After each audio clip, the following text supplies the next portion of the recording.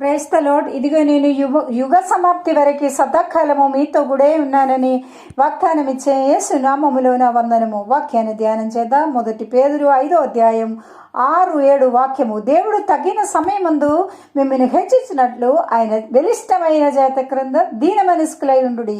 ఆయన మిమ్మల్ని ఉంచి చింతించుచున్నాడు గనుక మీ చింత యావత్తు ఆయన మీద వేయుడు. ఈ వాక్యము చాలా ధన్యమైనది. బైబిల్ చెప్తుంది తగిన సమయమందు దేవుడు మీరు హెచ్చిస్తారు. అందుకు మీరు ఆయన చేత క్రింద దీన మనస్కులై ఉండుడి. అతను మన కోసం అన్ని సిద్ధపరిచే దేవుడు. ఒక మనిషిని ఎదుట అపవాది చాలా సమస్యలు తీసుకొని వస్తాడు. రేపుడు దినమలగే ఒక వారం తర్వాత, ఒక నెల తర్వాత, సంవత్సరం తర్వాత ఇలా ఆత్మలో సంచరించే వినేవాడైనా సరే అప్పుడప్పుడు అపవాది ఇలాంటి శోధన తీసుకొని వచ్చి సమాధానం నష్టమైనట్లు చేస్తాడు.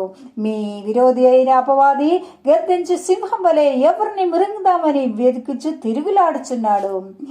అపవాది నన్ను శోధనలో పడిచినట్లు చింత తీసుకొని వస్తున్నప్పుడు సోలిపోకో, మన చింత యావత్తు ఆయన మీద వేయుడి. ఆయన మిమ్మల్ని పోషిపిస్తారు, నడిపిస్తారు. ప్రతిరోజు మిమ్మల్ని ఓదార్చి కన్న చూపించి నడిపిస్తారు.